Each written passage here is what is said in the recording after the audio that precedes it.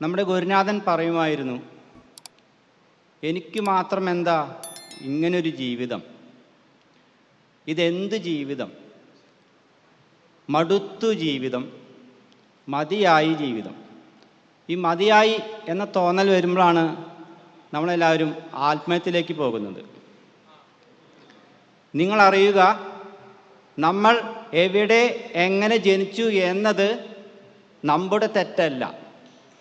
നമ്മൾ എങ്ങനെ ജീവിക്കണം എന്ന് തീരുമാനിക്കുന്നത് നമ്മൾ തന്നെയാണ്. നമ്മൾ ഓരോരുത്തർക്കും ഓരോ കഴിവ് ഈശ്വരൻ തന്നിട്ടുണ്ട്. ഇപ്പം എല്ലാവർക്കും ഡോക്ടറോ വക്കീലോ പോലീസോ എന്നാവണമെന്ന് ആഗ്രഹിക്കേണ്ട. പക്ഷെ നമുക്കതെല്ലാം ആവാൻ സാധിക്കും. നമുക്ക് നീ ഇന്നതേ ആവാൻ പാടുള്ളൂ എന്ന് പറഞ്ഞിട്ടില്ല. എന്നാൽ പോലും ഒരു എക്സ്ട്രാ ഒരു കഴിവ് എല്ലാവർക്കും തന്നിട്ടുണ്ട്. അപ്പം അത് ശരിയായ രീതിയിൽ വളർത്തിയെടുക്കുമ്പോഴാണ് ഈശ്വരൻ നിങ്ങൾ സൃഷ്ടിച്ചതിൻ്റെ ഈ കഴിവ് തെളിയിക്കുമ്പോഴാണ് ഈ ഭൂമിയിൽ നിങ്ങളുടെ ഈ മികവ് തെളിയുകയുള്ളൂ. അപ്പം ഇപ്പം നമ്മളൊരു പ്രകൃതിയിലേക്ക് നോക്കൂ. ഇപ്പോൾ തെങ്ങിൻ്റെ ധർമ്മം എന്താ? തേങ്ങ തരിക. മാവിൻ്റെ ധർമ്മം മാങ്ങ തരിക. പ്ലാവിൻ്റെ ധർമ്മം ചക്ക തരിക. അങ്ങനെ അവരുടെ ധർമ്മങ്ങൾ അത് ശരിയായ രീതിയിൽ ഫലം നൽകുമ്പോഴാണ് അതിൻ്റെ അഭിവൃദ്ധിയിലേക്ക് എത്തുന്നത്. അപ്പോൾ നമ്മളെല്ലാവരും എന്ത് ചെയ്യണം? നമ്മുടെ കഴിവ് എല്ലാവർക്കും അറിയണമെന്നില്ല എന്താണെന്ന്. അപ്പോൾ ഗുരുനാഥൻ പറയുന്നു, എല്ലാവരും നമ്മുടെ ഗുരുനാഥൻ്റെ രീതിയിലുള്ള ജാതകം എഴുതി മേടിക്കണമെന്ന് പറയുന്നത്. അതെന്തിനാണ് അങ്ങനെ പറയുന്നത്? നമ്മുടെ വീട്ടിൽ ജാതകങ്ങളുണ്ട്. പണ്ട് ഓലയിലായിരുന്നു, പിന്നീട് അത് പുസ്തകത്തിലായി. പക്ഷെ ഇത് രണ്ടും നമുക്ക് വായിച്ചാൽ മനസ്സിലാവുകയില്ല. നിങ്ങളറിയുക, നമ്മുടെ ജീവിത രഹസ്യമായ ഒരു ഗ്രന്ഥമാണ് നമ്മുടെ ജാതകം എന്നത്. നമ്മുടെ ജാതകത്തിൽ അതിൽ നമ്മൾ ഏത് വരെ എത്തും, നമ്മൾ നന്നായി പഠിക്കുവാൻ എന്ത് ചെയ്യണം, പിന്നെ നമുക്ക് വഴിപാടുകൾ എന്ത് ചെയ്യാൻ പറ്റും, നമ്മുടെ വിവാഹം, നമ്മൾ ഏത് ജോലിയിലെത്തും, ഏത് ജോലിയിൽ നമുക്ക് മികവ് തെളിയിക്കാൻ പറ്റും, അങ്ങനെ ഒരുപാട് ചിന്തകളുള്ള ഗ്രന്ഥമാണ് നമ്മുടെ ജാതകം. അപ്പോൾ അതിലൂടെയാണ് നമ്മൾ വിജയത്തിലേക്ക് എത്തുന്നത്. അപ്പോൾ നമ്മുടെ ജാതക ചിന്ത എന്ന് വെച്ച് കഴിഞ്ഞാൽ, ഒരു ജാതകം കിട്ടിക്കഴിഞ്ഞാൽ ശനിയുടെ, ഗുരുവിൻ്റെ, ഗുളികൻ്റെ 3/2 ബന്ധം വന്നാൽ മാത്രമേ നമ്മൾ ആ ജാതകം അംഗീകരിക്കുകയുള്ളൂ. ഇല്ലെങ്കിൽ നമ്മൾ ഒരു കളം ഇറക്കി ചിന്തിക്കേണ്ടി വരും.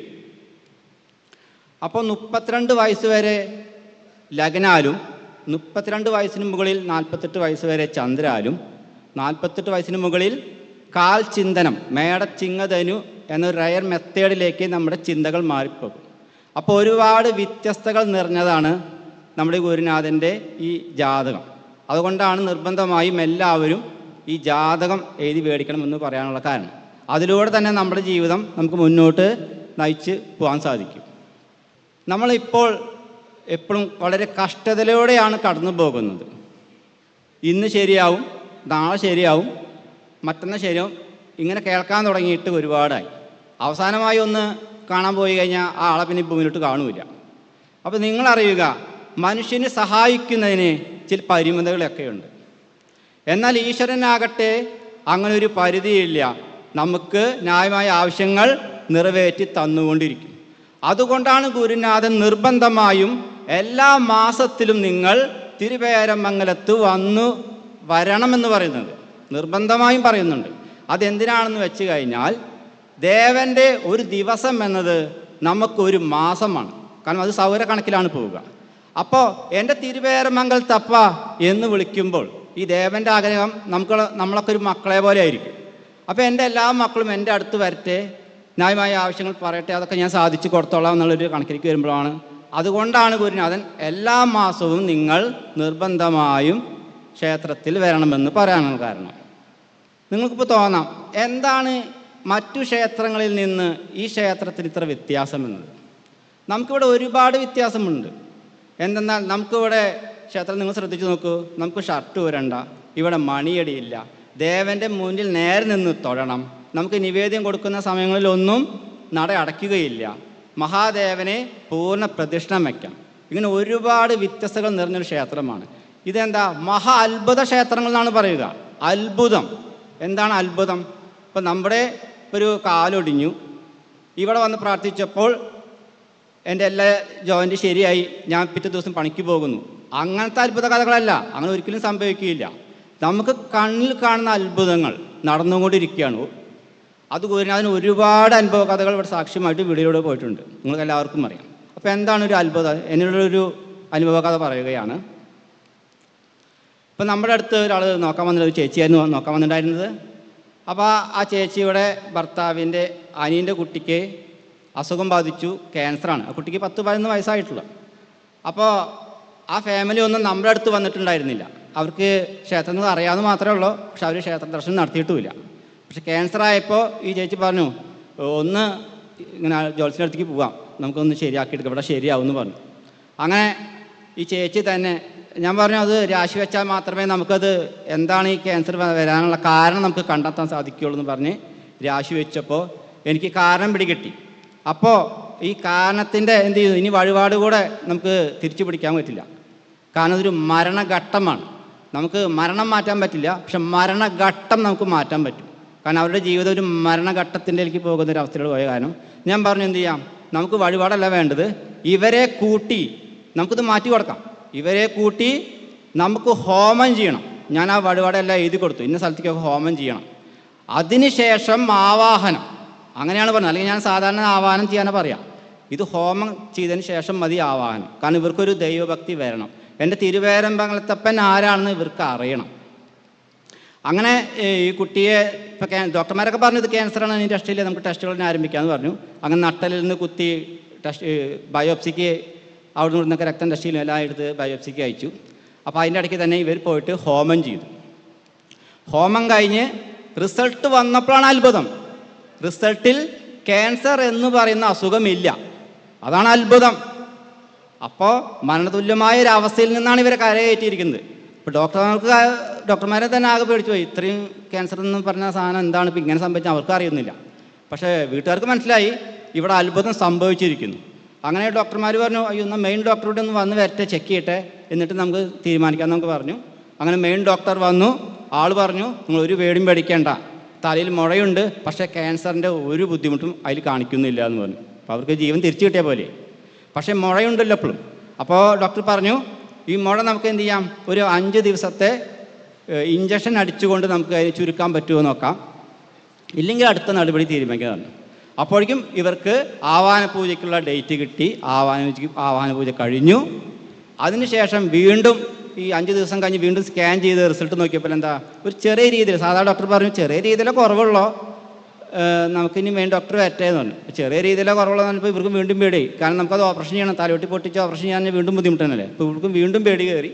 സാരമില്ല, മെയിൻ ഡോക്ടർ വന്നപ്പോൾ പറഞ്ഞു, ഒരു പേടിയും പേടിക്കേണ്ട, നിങ്ങൾ ഈ ഇഞ്ചക്ഷൻ 5 ദിവസം ഇഞ്ചക്ഷൻ അടിച്ചതിൻ്റെ ആ കുറവ് മുഴ ചുരുങ്ങിയിട്ടുണ്ട്, നിങ്ങൾ ഒരു പേടിയും പേടിക്കേണ്ട, നമുക്കിനി ഗുളികയിലൂടെ മാത്രം മരുന്ന് കൊടുത്താൽ മതി, നമുക്കത് മാറിക്കൊള്ളും, ഇന്ന് തന്നെ നമുക്ക് ഡിസ്ചാർജ് ചെയ്യാമെന്ന് പറഞ്ഞ് അവർ വീട്ടിലേക്ക് യാത്രയാക്കുകയും ചെയ്തു. പിന്നീട് ഇപ്പോൾ രോഗം മാറി. പെട്ടെന്ന് തന്നെ 1 മാസത്തിൻ്റെ ഉള്ളിലാണ് രോഗം മാറിയത്. അപ്പോൾ നിങ്ങൾ ആലോചിക്കുക. അപ്പോൾ ഗുരുനാഥൻ പറയുന്നുണ്ട്, നിങ്ങളെല്ലാവരും ആവാഹന പൂജ ചെയ്യണം. അപ്പോൾ എന്തിനാണ് ചെയ്യാൻ പറയുന്നത്? നമുക്ക് എത്ര പ്രതിസന്ധി വന്നോട്ടെ അതെല്ലാം തിരിച്ചു പിടിക്കാൻ പറ്റുന്നൊരു ക്ഷേത്രം എന്ന് പറയുന്നത് തിരുവേരമംഗലത്തെ നാഗരാക്ഷേത്രം. പ്രണവമല എന്നൊരു ദേവലോകമാണത്. അപ്പോൾ അതുകൊണ്ടാണ് എല്ലാവരോടും ആവാഹന പൂജ ചെയ്യാൻ പറയുന്നത്. കാരണം നമ്മുടെ കാലത്ത് ചുവട്ടിലെ മണ്ണെല്ലാം ഒലിച്ചു പോയതിനു ശേഷം ചെയ്യരുത്. നമുക്കറിയണം നമ്മുടെ ധനം നഷ്ടപ്പെടുന്നു, നമുക്ക് സേവ് ചെയ്യാൻ പറ്റുന്നില്ലല്ലോ. അത് എത്രയും പെട്ടെന്ന് ചിന്തിച്ച് എത്രയും പെട്ടെന്ന് അത് ആവാഹന പൂജയ്ക്ക് എത്താൻ പറയുന്നതിൻ്റെ കാരണം ഇതാണ്. അപ്പോൾ നിങ്ങളറിയുക, ഇങ്ങനൊരു ക്ഷേത്രം നിങ്ങൾ ഈ ഭൂമിയിൽ എവിടെ പോയി, ലോകത്ത് എവിടെ പോയാലും ഇതുപോലൊരു അത്ഭുത ക്ഷേത്രം നിങ്ങൾക്ക് കാണാൻ സാധിക്കുകയില്ല. കാരണം ദേവലോകത്ത് നിങ്ങൾ സ്വർഗം എന്ന് വിചാരിക്കുന്ന, സ്വർഗം എന്ന് ശരിക്കുന്നത് നമുക്ക് ഭൂമിയിൽ തന്നെയാണ് സ്വർഗം നരകം. ഇവിടെ തന്നെയാണ് സ്വർഗം നരകം. അല്ലാണ്ട് മരിച്ചു പോയാൽ മുകളിലുണ്ടെന്ന് വിചാരിക്കേണ്ട. ഇനി നിങ്ങൾ മുകളിലാണ് സ്വർഗമെന്ന് വിചാരിച്ചാൽ പോലും 27 ദേവതകൾ തിങ്ങി നിറഞ്ഞു നിൽക്കുന്ന ഈ അത്ഭുത ക്ഷേത്രം, ദേവതകൾ നിങ്ങൾക്ക് സ്വർഗത്തിൽ പോയാൽ നിങ്ങൾക്ക് കാണാൻ സാധിക്കുകയില്ല. നിങ്ങൾക്ക് എല്ലാവർക്കും തിരുവേരമംഗലത്തപ്പൻ്റെയും ഗുരുനാഥൻ്റെയും പ്രണവമലയിലെ 26 ദേവതകളുടെയും എല്ലാവിധ അനുഗ്രഹങ്ങളും നിങ്ങൾക്ക് ഉണ്ടാവട്ടെ എന്ന് പ്രാർത്ഥിച്ചുകൊണ്ട് നന്ദി, നമസ്കാരം. പേരമംഗലത്തപ്പൻ്റെ ഐതിഹ്യമറിയുവാൻ പേരമംഗലം വരെ പോയി ഞാനും. പേരാമംഗലത്തപ്പൻ ഐതിഹ്യമറിയുവാൻ പേരാമംഗലം വരെ പോയി ഞാനും. പേരാമംഗലത്തപ്പൻ ഐതിഹ്യമറിയുവാൻ പേരാമംഗലം വരെ പോയി ഞാനും.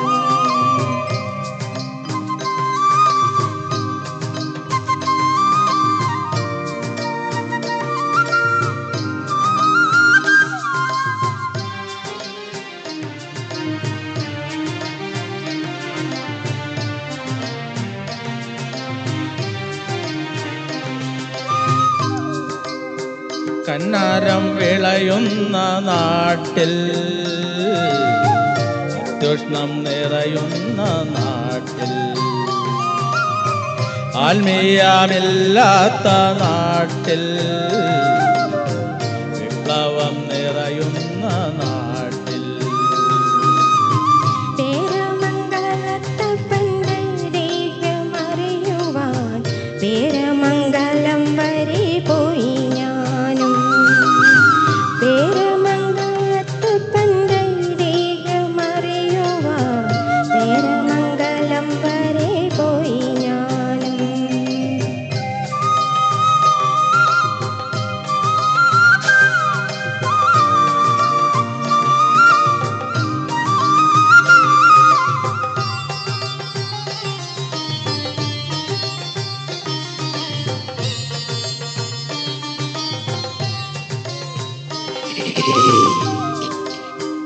യുഗങ്ങളോളം തപസിലാണ്ടൊരു ദേവചൈതന്യം കണ്ടു ഞാൻ.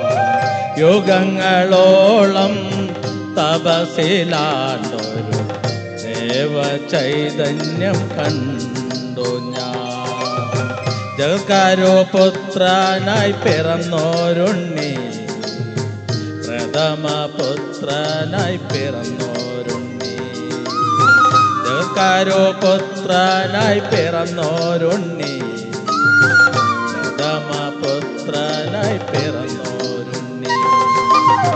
പേരാമംഗലത്തപ്പൻ ഐതിഹ്യമറിയുവാൻ പേരാമംഗലം വരെ പോയി ഞാനും. പേരാമംഗലത്തപ്പൻ ഐതിഹ്യമറിയുവാൻ പേരാമംഗലം വരെ പോയി ഞാനും.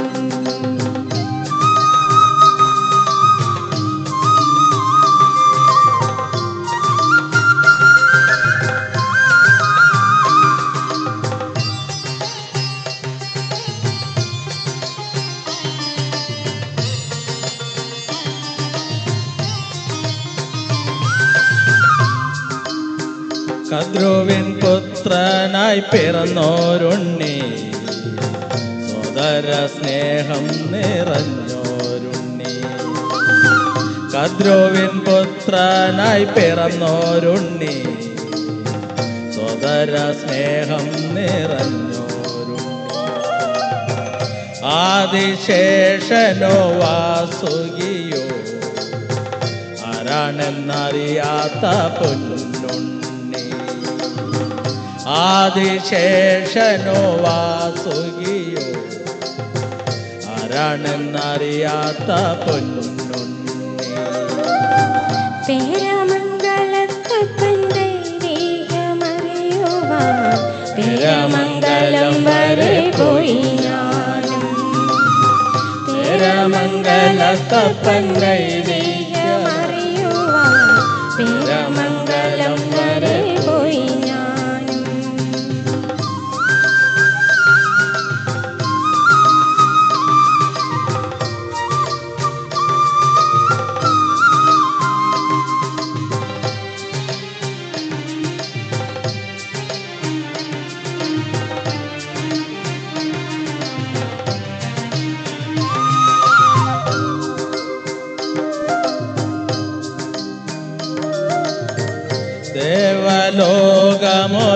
ദേവലോകമൊരുക്കിടാൻ പുറപ്പെട്ടു വന്നോരു തന്ത്രി മുന്നിൽ. ദേവലോകമൊരുക്കിടാൻ പുറപ്പെട്ടു വന്നോരു തന്ത്രി മുന്നിൽ. എനിക്കിരിപ്പിടമൊരുക്കിയിടിൻ അപ്പുറമാകാം ദേവലോകം. എനിക്കിരിപ്പിടമൊരുക്കിയിടിൻ അപ്പുറമാകാം ദേവലോകം. പേരമംഗലത്ത് പന്തൈരീകമറിയുവാൻ പേരമംഗലം വരെ പോയി ഞാനും. പേരമംഗലത്ത് പന്തൈരീകമറിയുവാൻ പേരമംഗലം വരെ പോയി ഞാനും.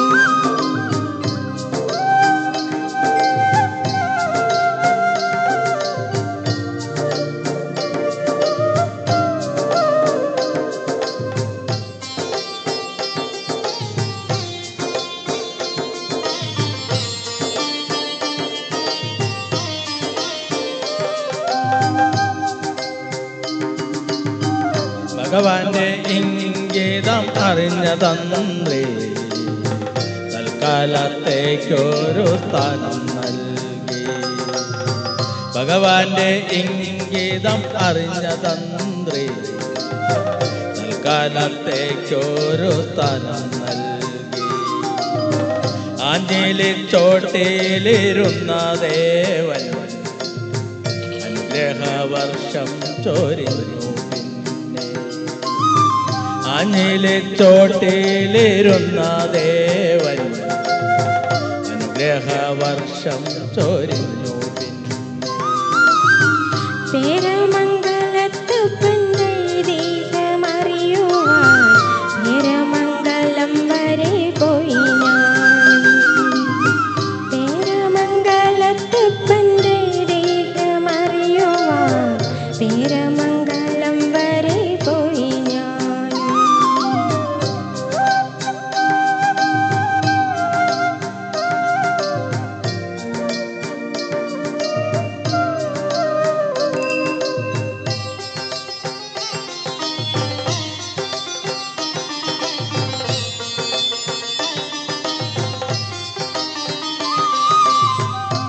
ലോകദേവനെ തേടിയെത്തി അനുഗ്രഹവർഷം ചൊരിഞ്ഞു ദേവൻ. മാലോകദേവനെ തേടിയെത്തി അനുഗ്രഹവർഷം ചൊരിഞ്ഞു ദേവൻ. ശ്രീകോവിൽ നിർമ്മിതി കേട്ടു ദേവൻ ആഡംബര പ്രിയനായി. ശ്രീകോവിൽ നിർമ്മിതി കേട്ടു ദേവൻ ആഡംബര പ്രിയനായി ദേവൻ. പേരമംഗലത്ത് പന്തൈരീകമറിയുവാൻ പേരമംഗലം വരെ പോയി ഞാനും. പേരമംഗലത്ത് പന്തൈരീകമറിയുവാൻ പേരമംഗലം വരെ പോയി ഞാനും.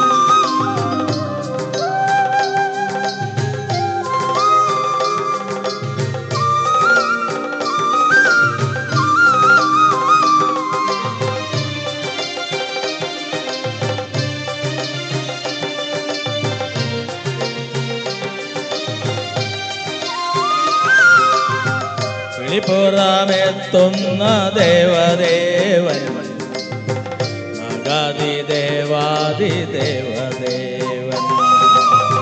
വിളിപ്പുറമെത്തുന്ന ദേവദേവൻ നാഗാദിദേവാദിദേവദേവൻ. പേരമംഗലം വാഴും നാഗദേവൻ ഭക്തർക്കനുഗ്രഹം നൽകും ദേവൻ. പേരമംഗലം വാഴും നാഗദേവൻ ഭക്തർക്കനുഗ്രഹം നൽകും ദേവൻ. പേരമംഗലത്ത് പന്തൈരീകമറിയുവാൻ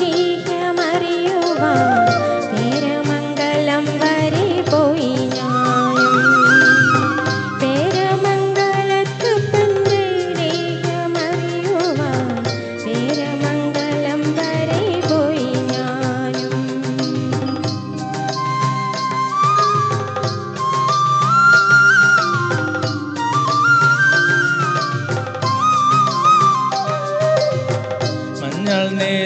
നീരാട്ടേനും മഞ്ഞൾ പറ അത്ഭുത ഫലസിദ്ധി നൽകും ദേവൻ. മഞ്ഞൾ നീരാട്ടേനും മഞ്ഞൾ പറ അത്ഭുത ഫലസിദ്ധി നൽകും ദേവൻ. പേരമംഗലത്തപ്പൻ ഐതിഹ്യമറിയുവാൻ പേരമംഗലം വരെ പോയി ഞാനും. പേരമംഗലത്തപ്പൻ ഐതിഹ്യമറിയുവാൻ പേരമംഗലം വരെ പോയി ഞാനും.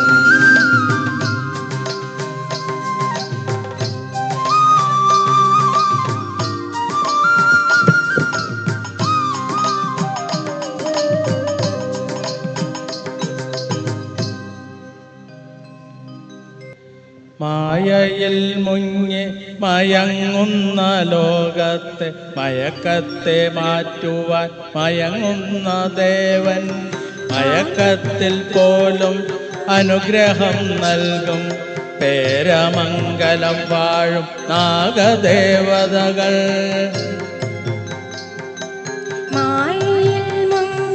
മയങ്ങുന്ന ലോകത്തെ മയക്കത്തെ മാറ്റുവാൻ മയങ്ങുന്ന ദേവൻ. മയക്കത്തിൽ പോലും അനുഗ്രഹം നൽകും പേരമംഗലം വാഴും നാഗദേവതകൾ.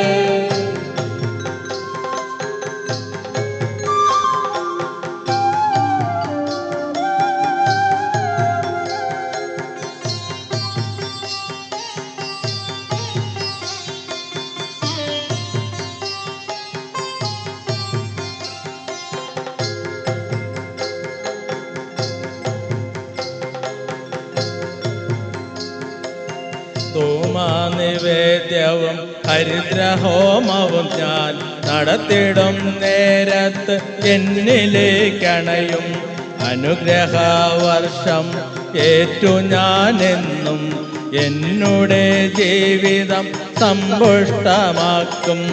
ധൂമനിവേദ്യവും ഹരിദ്രഹോമവും ഞാൻ നടത്തിടും നേരത്ത് എന്നിലേക്കണയും അനുഗ്രഹവർഷം ഏറ്റു ഞാനെന്നും എന്നുടെ ജീവിതം സമ്പുഷ്ടമാക്കും. മായയിൽ മുങ്ങി മയങ്ങുന്ന ലോകത്തെ മയക്കത്തെ മാറ്റുവാൻ മയങ്ങുന്ന ദേവൻ. മയക്കത്തിൽ പോലും അനുഗ്രഹം നൽകും പേരമംഗലം വാഴും നാഗദേവതകൾ.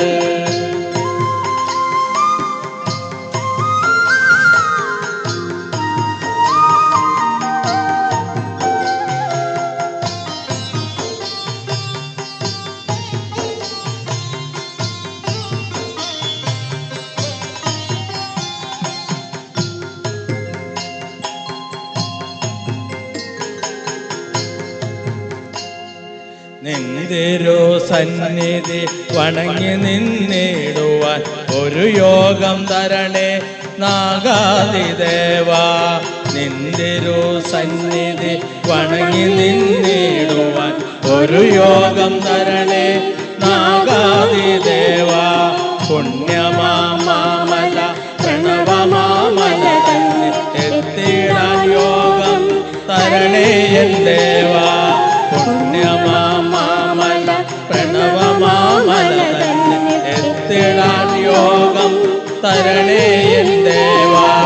മായയിൽ മുങ്ങി മയങ്ങുന്ന ലോകത്തെ മയക്കത്തെ മാറ്റുവാൻ മയങ്ങുന്ന ദേവൻ. മയക്കത്തിൽ പോലും അനുഗ്രഹം നൽകും പേരമംഗലം വാഴും നാഗദേവതകൾ.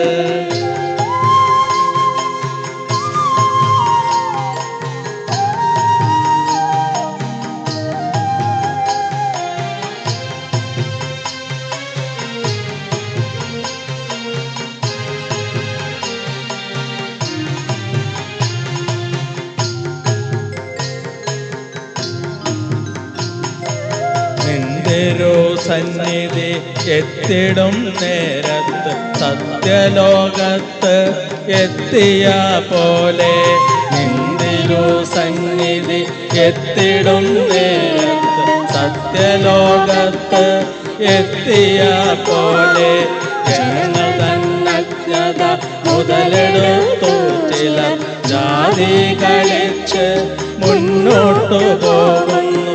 ജനങ്ങൾ തന്നജ്ഞത മുതലെടുത്തു ചിലർ ജാതി കളിച്ച് മുന്നോട്ടു പോകുന്നു. മായയിൽ മുങ്ങി മയങ്ങുന്ന ലോകത്തെ മയക്കത്തെ മാറ്റുവാൻ മയങ്ങുന്ന ദേവൻ മയക്കത്തിൽ പോലും അനുഗ്രഹം നൽകും.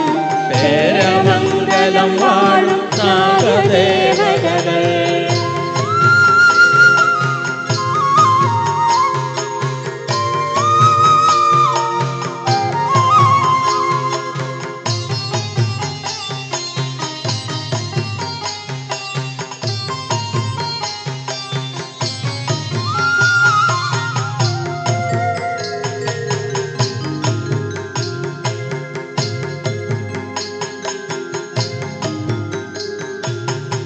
ദൈവങ്ങൾ അരങ്ങുവാഴുന്നു, മനഃശാന്തി തേടി അലയുന്നു മർത്യർ. ദൈവങ്ങൾ അരങ്ങുവാഴുന്നു, മനഃശാന്തി തേടി അലയുന്നു മർത്യർ. നിന്തിരു സന്നിധി എത്തുന്ന നേരത്ത് മനഃശാന്തി നിത്യം ലഭിക്കുന്നു സത്യം. സന്നിധി എത്തുന്ന നേരത്ത് മനഃശാന്തി നിത്യം ലഭിക്കുന്നു സത്യം. മായയിൽ മുങ്ങി മയങ്ങുന്ന ലോകത്തെ മയക്കത്തെ മാറ്റുവാൻ മയങ്ങുന്ന ദേവൻ മയക്കത്തിൽ പോലും അനുഗ്രഹം നൽകും. പേരമംഗലം വാഴും നാഗദേവതകൾ.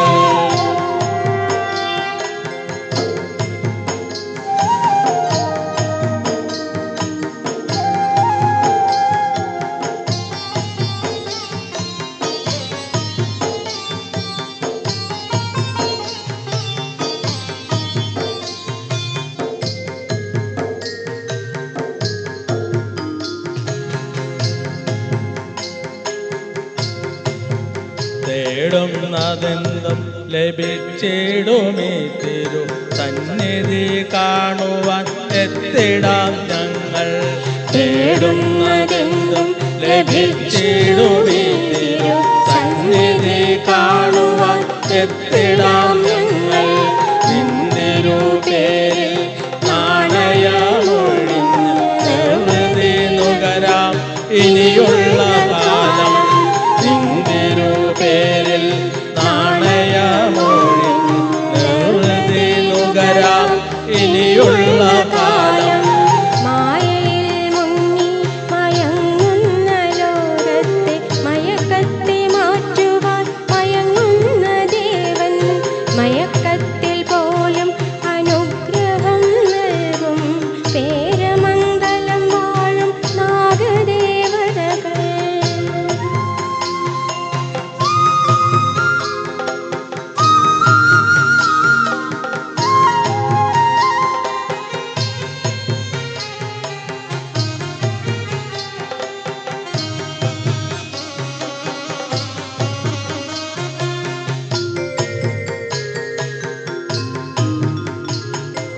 നിന്തിരു നാമം നിത്യവും ചൊല്ലി മനഃശാന്തി തേടും ഇനിയുള്ള കാലം. നിന്തിരു നാമം നിത്യവും ചൊല്ലി മനഃശാന്തി തേടും ഇനിയുള്ള കാലം. പേരമംഗലത്തപ്പ നിന്തിരു മുന്നിൽ നമിക്കുന്നു ഞാനും ഇനിയുള്ള കാലം. പേരമംഗലത്തപ്പ നിന്തിരു മുന്നിൽ നമിക്കുന്നു ഞാനും ഇനിയുള്ള കാലം. മായയിൽ മുങ്ങി മയങ്ങുന്ന ലോകത്തെ മയക്കത്തെ മാറ്റുവാൻ മയങ്ങുന്ന ദേവൻ മയക്കത്തിൽ പോലും അനുഗ്രഹം നൽകും. പേരമംഗലം വാഴും നാഗദേവൻ.